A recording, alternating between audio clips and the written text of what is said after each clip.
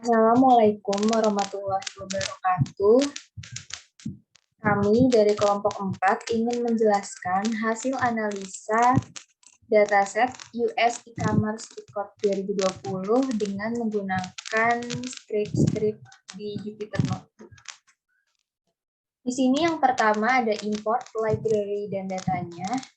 Di sini ada import pandas untuk tabel, import numpy untuk grafik dan untuk menjelaskan struktur dari matriks itu sendiri. Kemudian ada import matplotlib untuk grafik, ada import Seaborn dan import SciPy.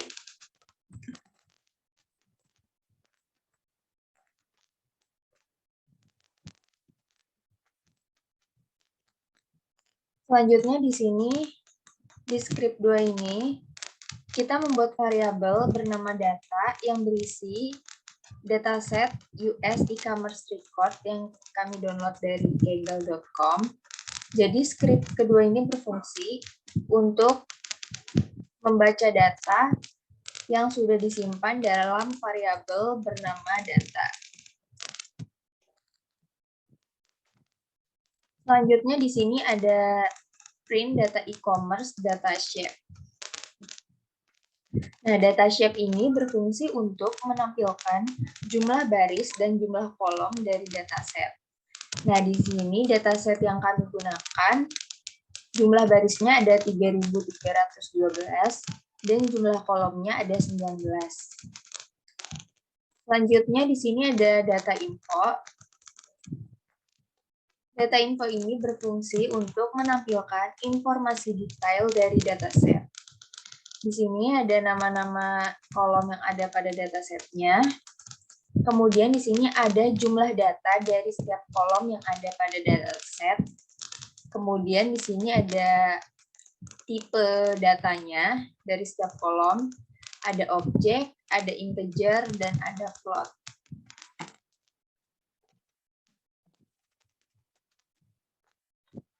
Selanjutnya di sini ada data head.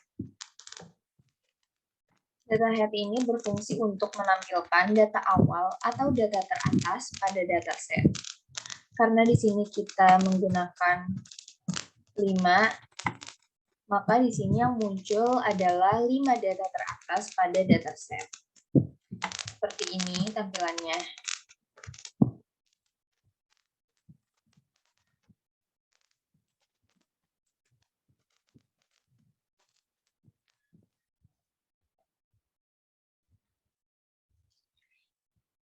Dan yang kedua itu ada data understanding dan statistik.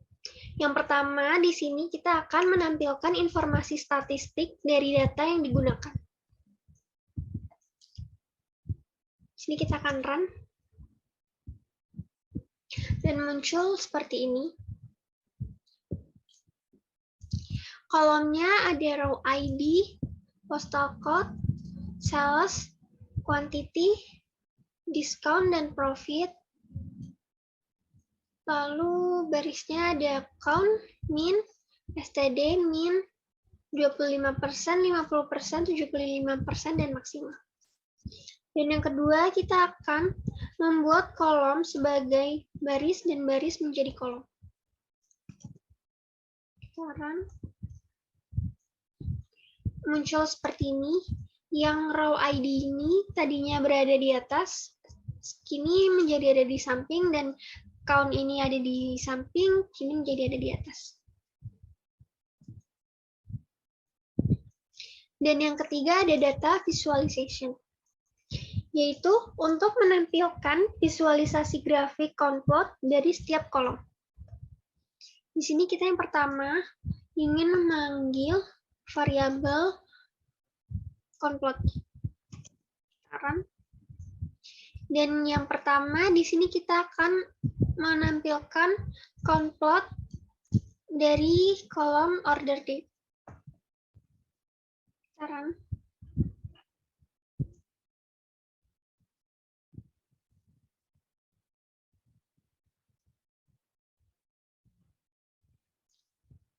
Dan muncul tampilannya seperti ini. Selanjutnya, kita akan menampilkan konplot dari kolom order ID.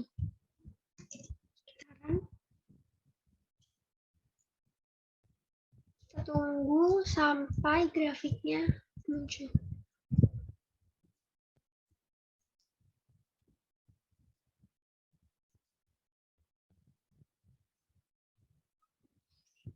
Dan tampilannya muncul seperti ini. Selanjutnya di sini kita akan menampilkan grafik konplot dari ship mode. Kita tunggu dan muncul seperti ini. Yang tertinggi itu ada standar kelas dan yang terendah itu ada someday.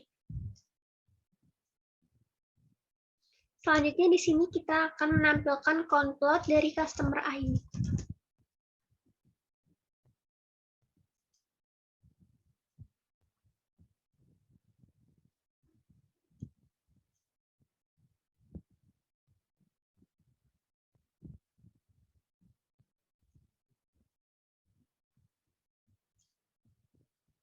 Dan tampilannya seperti ini.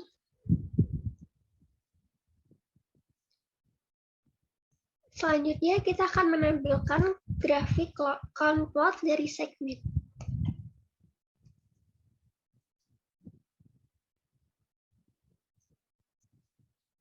Di sini segmennya itu terdiri dari consumer, home office segment, dan corporate. Di sini yang tertinggi ada consumer dan yang terendah ada home office segment. Selanjutnya kita akan menampilkan konplot dari country.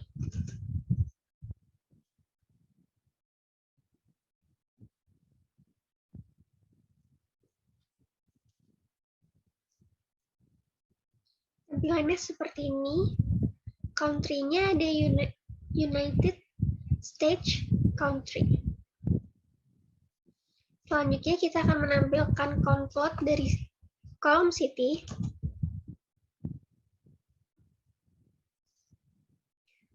Tunggu.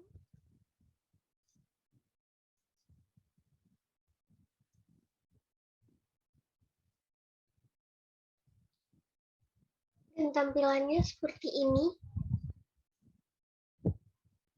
Dan selanjutnya kita akan menampilkan konplot dari kolom postal code.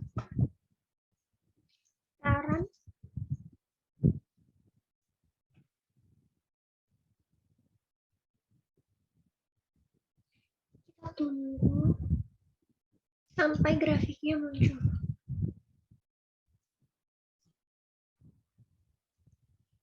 Dan tampilan dari postal code seperti ini.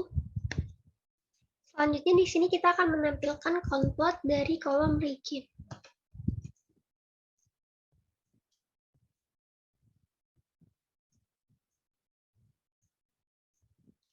Dan tampilannya seperti ini. Di dalam region ini terdapat East, West, Central, dan South. Yang tertinggi itu ada di West dan yang terendah itu ada di South.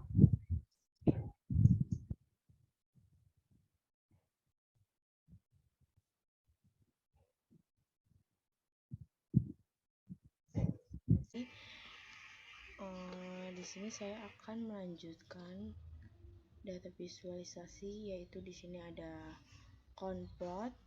Konplot di sini yaitu adalah grafik sederhana yang menghitung jumlah data yang sama. Nah, di sini saya menggunakan grafik konplot, yaitu tabel dengan tabel produksi ID.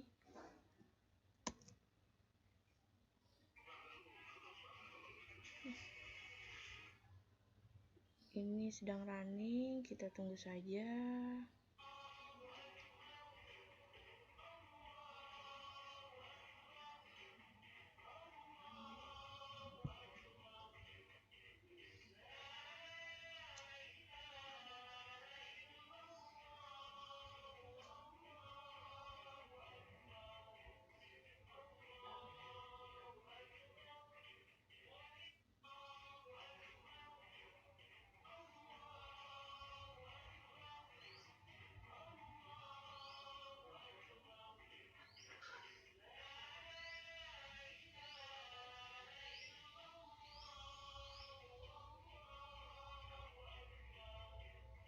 Nah, ini tampilan grafik konplot dari tabel produk ID. Nah, ini tampilannya. Lalu di sini juga kita akan menampilkan konplot juga dengan tabel kategori. Nah, ini tampilan tabel konplot dari kategori, dari tabel kategori. Ini tampilan grafik konplotnya. Lalu selanjutnya kita juga di sini akan menampilkan grafik konplot dari subkategori juga, kita run. Nah, ini tampilan grafik konplot dari subkategori. Nah, ini tampilannya. Lalu selanjutnya kita juga masih sama dengan grafik konplot juga dengan tabel produk name. Kita running.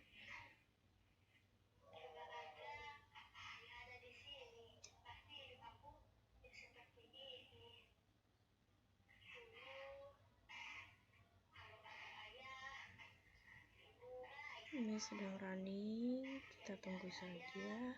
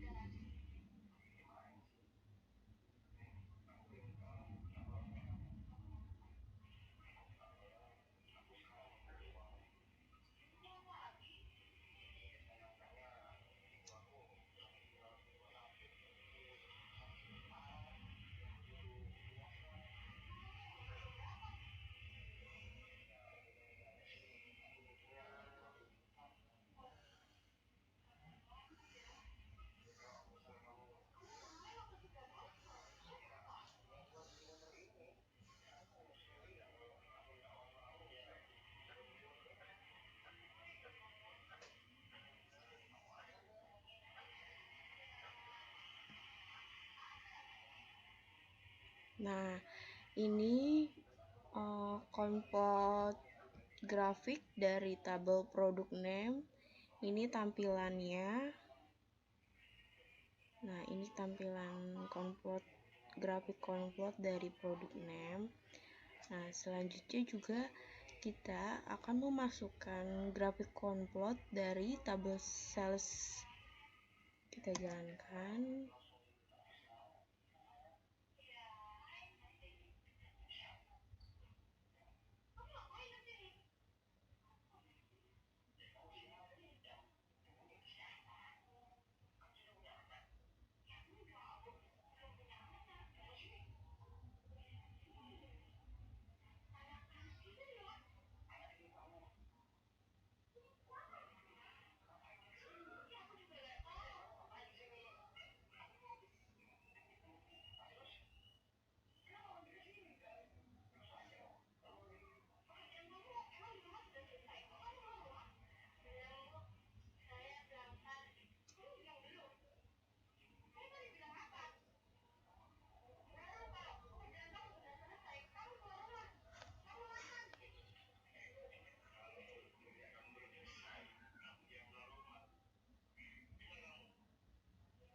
Nah, di sini grafik konplot dari tabel sales. Ini tampilan grafik konplot dari tabel sales.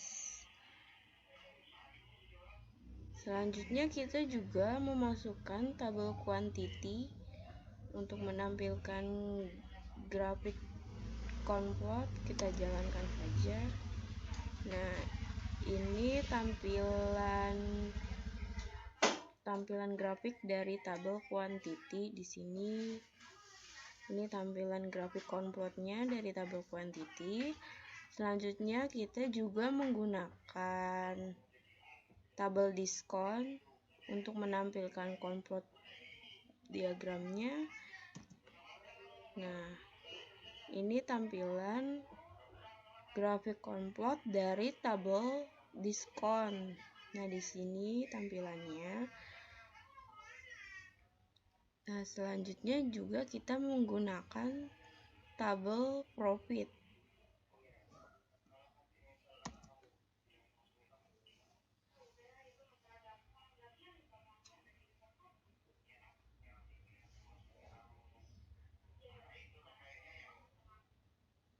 Ini sedang running, kita tunggu saja.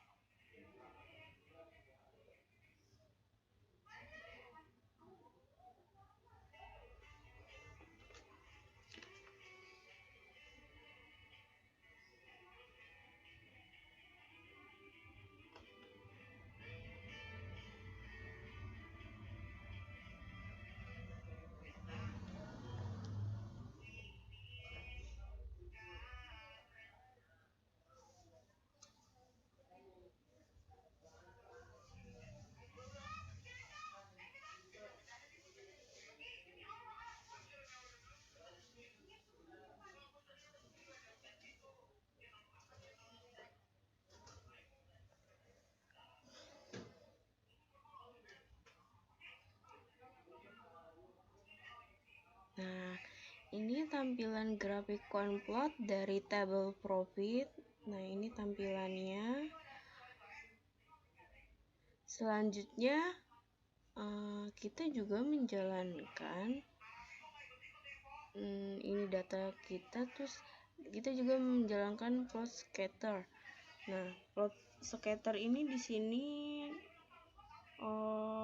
jenis dari tampilannya adalah Nah, di sini kita memasukkan data dari kategori sama country. Nah, fixed size-nya di sini 10,4.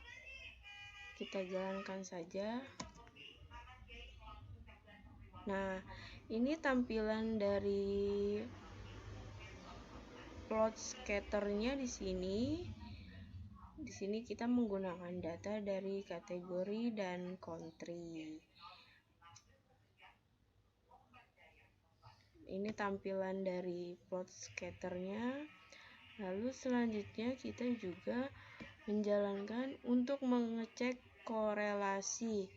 Nah, ini data kita. Di sini kita menggunakan core, metodenya person.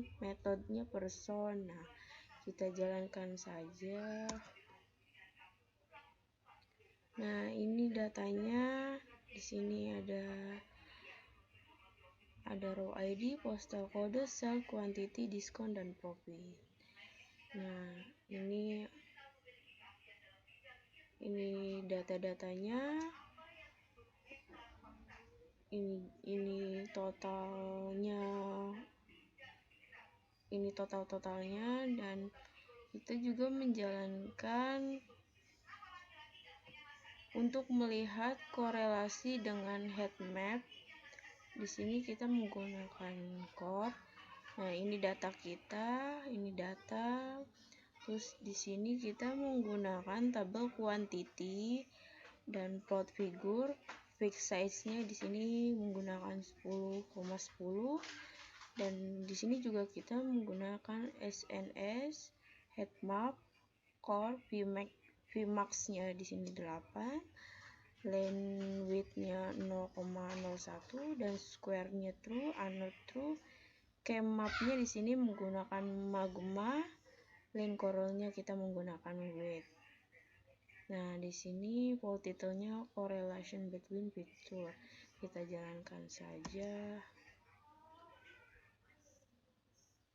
Nah, ini tampilan dari heat map. Nah, di sini kita menggunakan Vmax-nya panjangnya 0 sampai 8. Nah, di sini kita menggunakan cam map-nya magma dan line color-nya width. Di sini kita memasukkan data dari quantity. Nah, sini terlihat ada profit, diskon, quantity, sales, dan pastel kode dan row ID. Nah, ini adalah tampilan dari heat map. Nah, selanjutnya juga kita di sini menggunakan menjalankan SNS dari box plot. Box plot di sini adalah metode grafik untuk menggambarkan kumpulan data numerik berdasarkan nilai kuartilnya. Di sini juga kita memasukkan data dari profit dan data dari sales dan data dari diskon. Kita jalankan saja.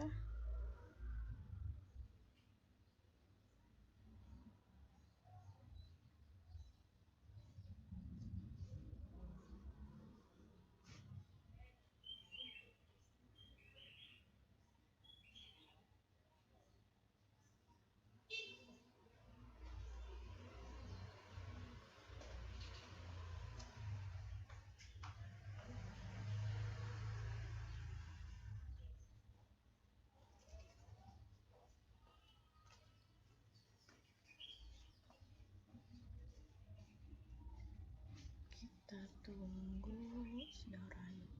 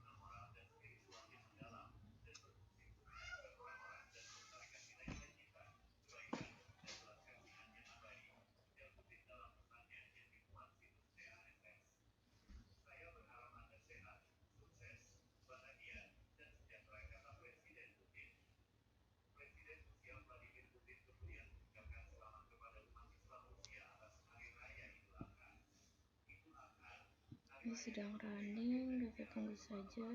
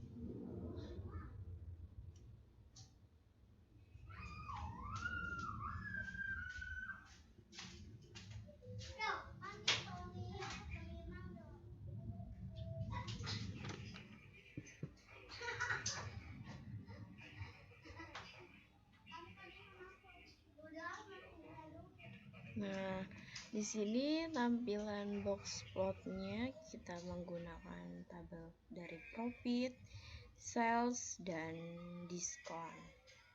Nah, ini tampilannya.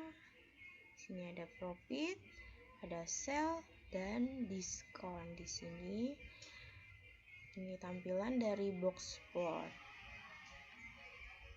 Nah, selanjutnya kita juga di sini menjalankan. Di sini ada call. Nah, di sini ada datanya segmen, city, sales, dan profit, region, dan state. Nah, di sini tuh ada find plot. Nah, di sini data kita.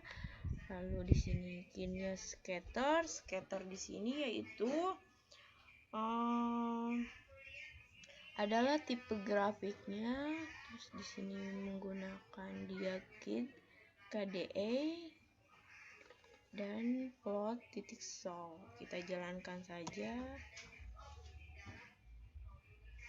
Nah, ini tampilan file plot dari tabel profit, sales.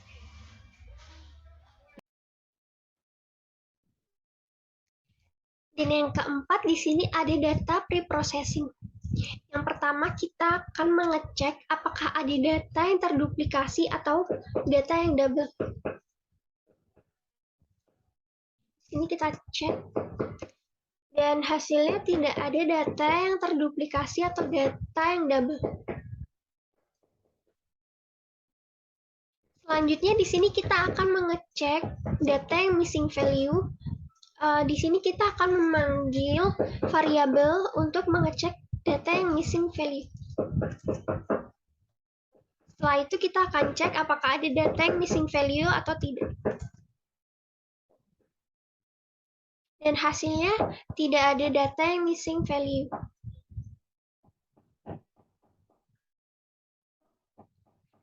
Selanjutnya di sini kita akan mengecek jumlah yang region yang tidak pada setiap kelompok segmen. Ini kita run.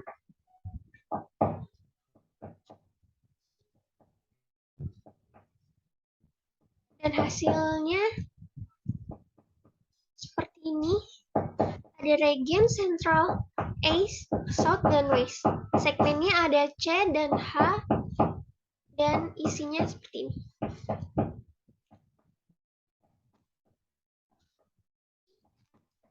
Dan yang selanjutnya kita akan mengecek rata-rata pada profit.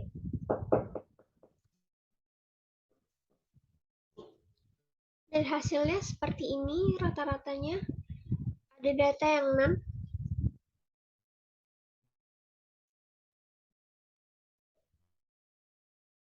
Selanjutnya ada proses pengisian untuk data yang missing value. Di sini kita mengisi tabel diskon yang missing value menggunakan U.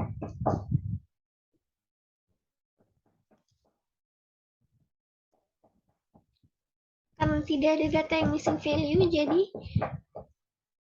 tidak ada hasil. Kita cek.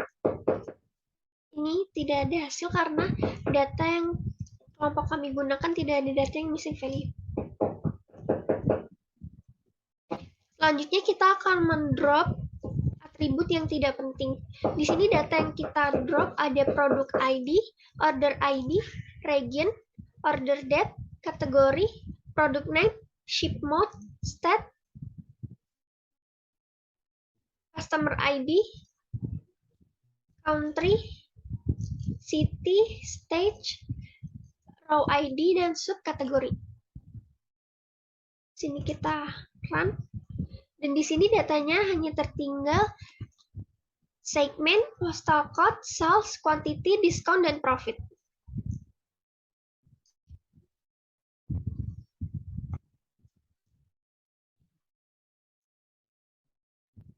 Cek data yang nol yang sudah kita bersihkan.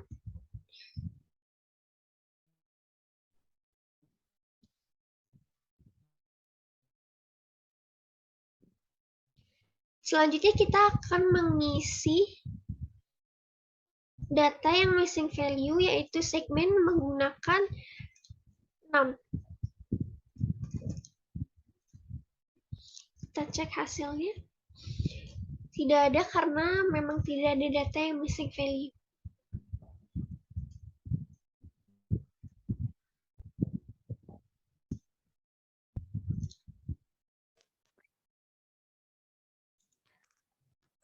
Selanjutnya di sini ada proses pengisian missing value pada kolom diskon dengan menggunakan median atau nilai tengah. Kemudian hasilnya seperti ini, kosong karena pada kolom diskon tidak terdapat missing value. Selanjutnya di sini ada data clean quantity Vilna C. Di sini fungsi script ini adalah proses pengisian missing value pada kolom quantity dengan cara diisi menggunakan huruf C. Nah, kemudian cek null untuk melihat hasilnya. Di sini hasilnya seperti ini karena di kolom quantity tidak terdapat missing value. Selanjutnya di sini ada proses pengisian missing value pada kolom postal kode dengan is null. Tampilannya juga seperti ini karena di kolom postal kode tidak terdapat missing value. Kemudian di sini ada data clean dropna in place sama dengan true, yaitu fungsinya drop data atau baris yang ada missing value pada atributnya. Nah, hasilnya juga seperti ini. Kemudian di sini ada data clean shape. Nah, di sini jumlah barisnya dari 3013 menjadi 3012. Dan jumlah kolomnya dari 19 berubah menjadi 6 kolom. Kemudian di sini ada script yang berfungsi untuk remove data outlier pada fitur sales dengan sales lebih besar dari 500. Nah, kemudian hasilnya seperti ini. Jadi jumlah barisnya berubah, yang tadinya 3312 menjadi 2955 karena hasil remove of outlier. Kemudian ini adalah tampilan dataset setelah pre-processing.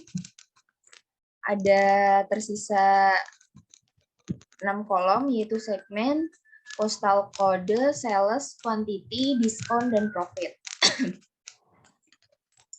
Nah, kemudian di sini kita data clean info untuk melihat tipe datanya. Nah, ternyata di sini segmen tipe datanya masih bersifat objek.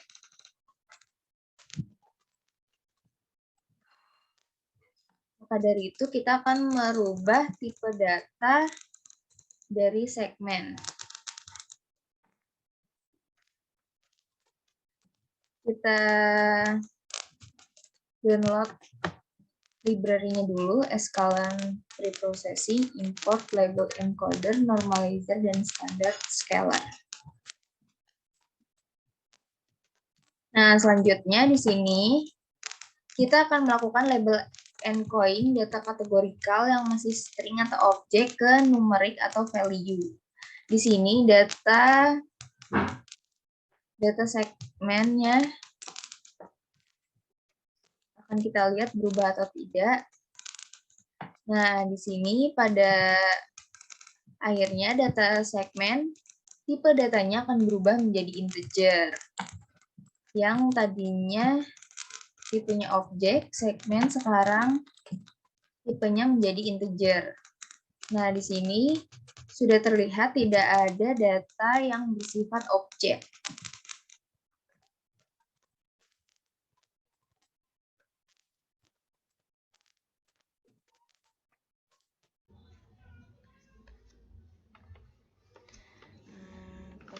Perkenalkan, nama saya Putri Hayatul Husna dari kelompok 4. Di sini saya akan menjelaskan bagian modeling. Nah, di sini kita mengambil kolom label kelas dan label atribut kelas. Nah, di sini memisahkan kolom label kelas dengan kolom atribut. Di sini kita menggunakan X dan Y. X-nya di sini adalah data clean drop-nya, kita menggunakan data quantity axis 1 dan Y-nya data cleaned quantity. Oke, di sini kita jalankan saja. Nah, selanjutnya kita menjalankan exap di sini adalah melihat jumlah tabel dan kolom. Kita jalankan saja. Nah, di sini ada 295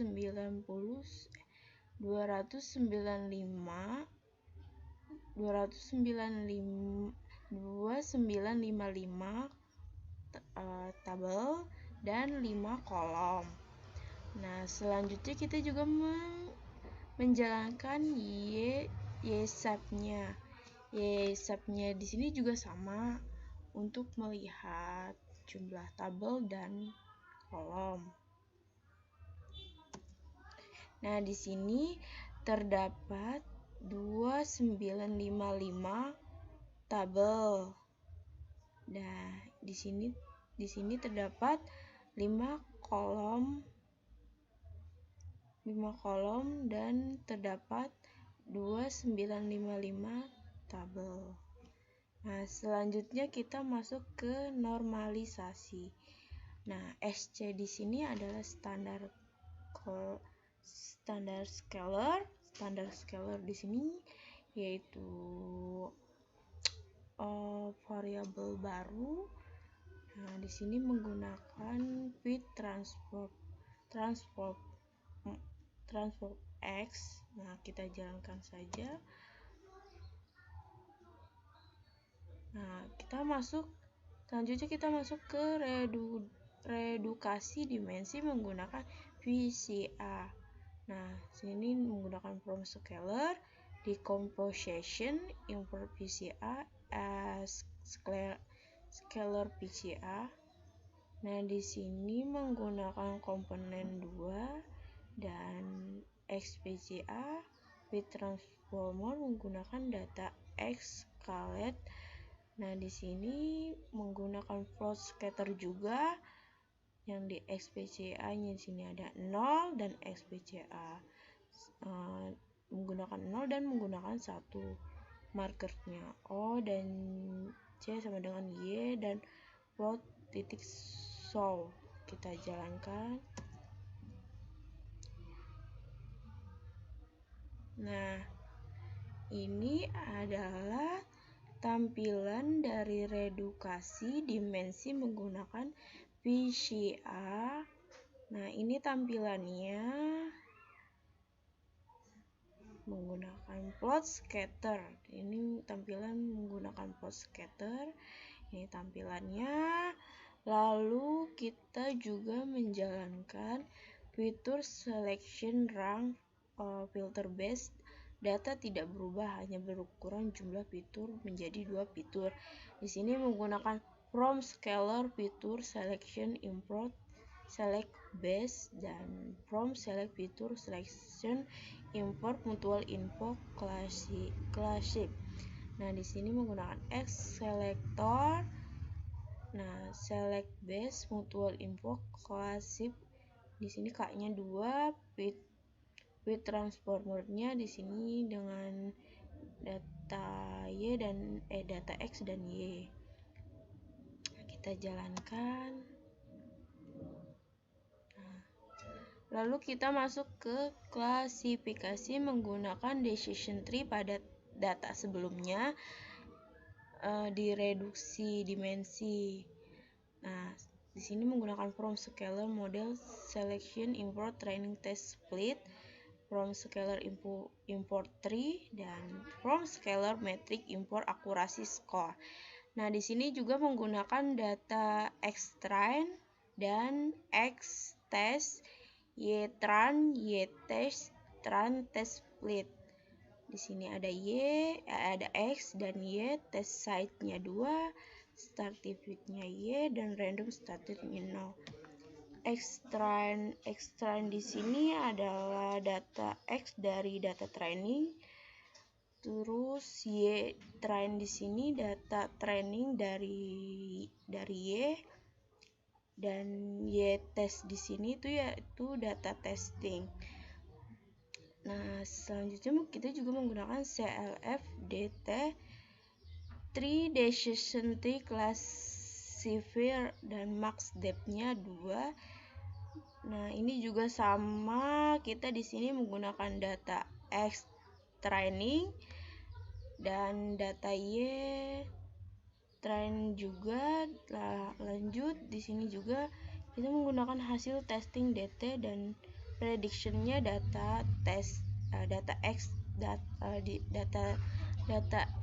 test di sini yaitu data testing, dan akurasi DT, akurasi score, dan Y-nya data testing, hasil data testing DT, dan print akurasi DT. Ya, kita jalankan saja. Nah, di sini akurasinya terdapat 2,2588. Di sini skor akurasinya terdapat 0,2588. Ini adalah hasil akurasi dari data kami.